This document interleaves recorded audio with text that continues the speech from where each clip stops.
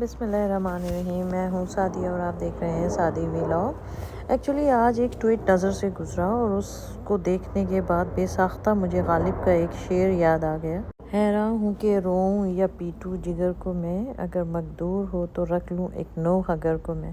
یعنی اس قدر بے وقوفانہ یہ ٹویٹ ہے، یا یہ پٹواری لوگ جو ہیں یہ بالکل ہی عقل و شعور سے عاری ہو چکے ہیں، یا پی ڈی ایم کی گورنمنٹ، یا ہم کہیں کہ نون لیگ جو ہے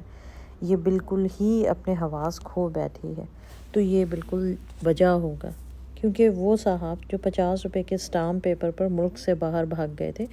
ان کی حیثیت کیا ہے؟ وہ ایک بھگوڑے ہیں،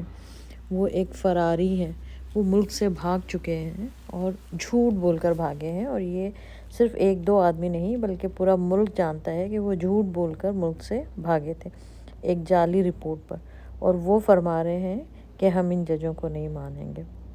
اس کے بعد نظر پڑی تو بلاول صاحب جو ہے وہ بہت ہی ہنستے مسکراتے بھارت سے واپسی کی تیاریوں میں ہیں، جبکہ بھارت نے ان کی ٹکا کے بے عزتی کی ہے۔ اور جب پورا ملک جو ہے وہ خودداری کو وجہ بنا کر انہیں بتا رہا تھا کہ ابھی جانے کی ضرورت نہیں ہے، آپ ویڈیو لنکس کے ذریعے اس میں سمٹ میں شرکت کر لیں، لیکن یہ صاحب یہ تو جب سے وزیر خارجہ بنے ہیں، جب سے ان کی انٹرنشپ سٹارٹ ہوئی ہے،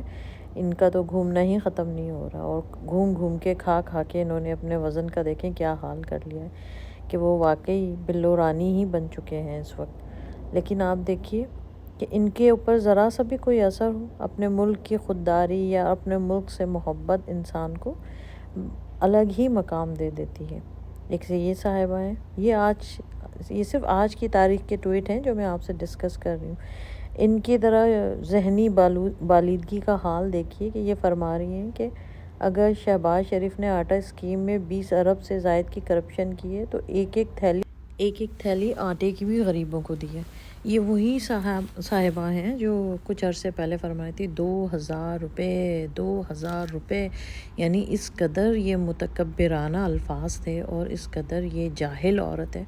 کہ جس کی نہ کوئی تعلیمی قابلیت ہے اور نہ کچھ اور اس کے اندر کوئی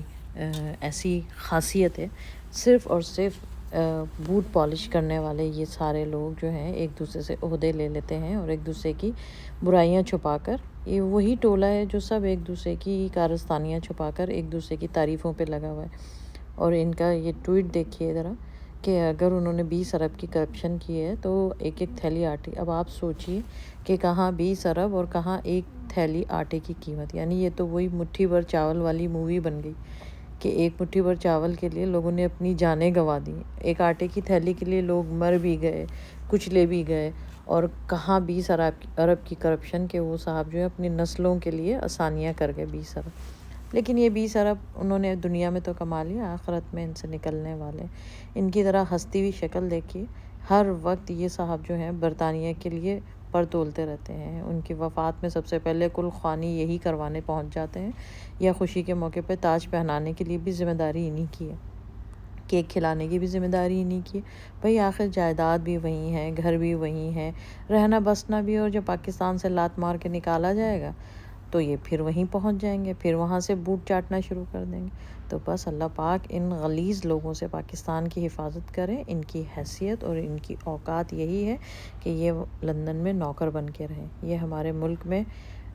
حکومت کرنے کے لیے نہیں، لیکن کچھ پٹواری ذہن کے لوگ جو ہیں جو اب بھی ان کے بوٹ پالش کر رہے ہیں، کیونکہ جس طریقے سے یہ کھاؤ پیو پٹواری ہیں اسی طریقے سے وہ بھی، اور پٹواری نام ہی ایسے لوگوں کا ہے جن کے اندر نہ عقل ہے، نہ سمجھ ہے، نہ شعور ہے، اور نہ ہی تعلیم ہے،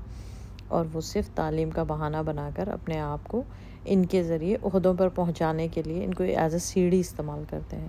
تو جناب یہ تھے آج کے ٹویٹ جس پر میں نے آپ سے بحث کی۔ حالانکہ یہ کوئی ایسے اچھے ٹویٹ نہیں تھے، یقیناً آپ کو بھی غصہ ہی آیا ہوگا، ان کی شکلیں ہی منحوسوں کی طرح ہیں جنہیں دیکھ کر ہم سے غصہ ہی کر سکتے ہیں۔ تو ضرور کمنٹس کریے کہ آپ کی کیا رائے ہے، اپنا خیال رکھیے، لائک کریے، سبسکرائب کریے۔ اللہ حافظ۔